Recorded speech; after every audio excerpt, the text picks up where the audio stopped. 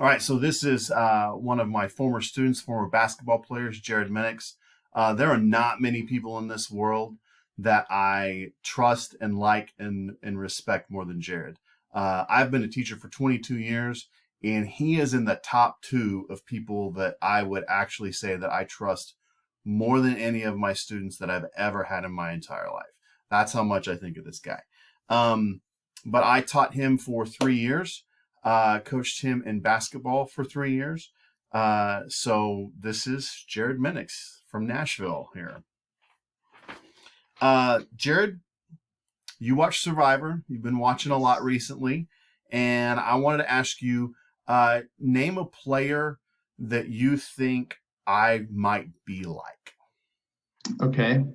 I would say that you have the sort of fatherly and coach-like magnetism, and then also a trusting beard, much like Andrew Savage, I would say. Gotcha. I think uh, I think that you have the same sort of charisma that no matter how bad your team is underperforming, that you would never be fired because of how much your team likes you. Gotcha. Okay. That's interesting. That's interesting. So tell me something that you think or something that you've seen in me that you think would be a strength as far as gameplay is concerned. Strength. I definitely think you have it in you to turn situations into your favor. I think that would translate into the game. There's a time in high school where me and another, you remember Daniel Smith got in trouble in your class. And instead of going to the head basketball coach or the principal, we ended up building your swing set for you. So I think your ability to turn situations into your favor and keeping everything under wraps will serve you really well. I'd completely forgotten about that. Not the Daniel getting in trouble part. That part I remember clearly. So what do you think is a weakness that I'm going to have to watch out for if I get out there in that game?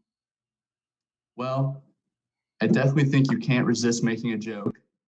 And your humor is not self-deprecating. So I think that your humor will constantly keep you in the spotlight, in people's minds, in group setting.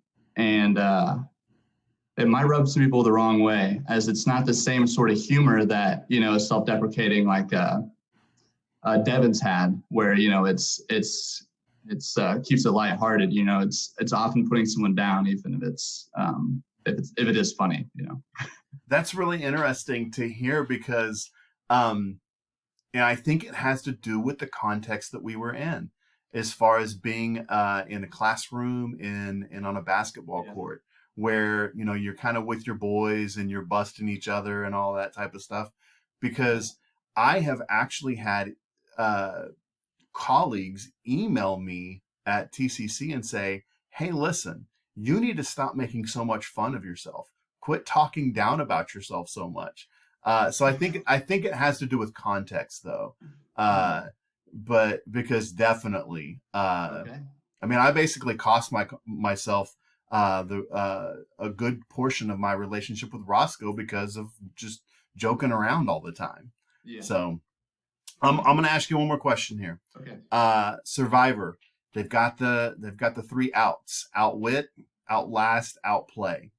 So think about one, or maybe more of those, but one of those, and what do you think about me is gonna allow me to out whatever the other competitors in the game?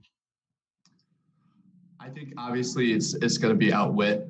I think you have the intellectual composure to kind of just make your way through the game and not getting so into the game that you're doing things that are dumb.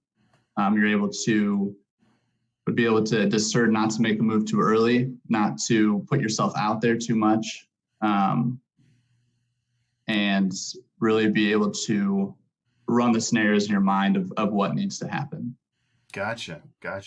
Yeah, and I think that's one way in which this particular season, Winners at War, is totally different. Whereas other times you might think, man, this is a big move. I need to make it now. With the exception of Denise, no one's really wanting to do anything. No one wants to make waves. Mm. So it's been interesting. All right. Well, Jared, I'm going to end the recording now. Thank you very much for doing this for me. I really, truly appreciate you. Good luck.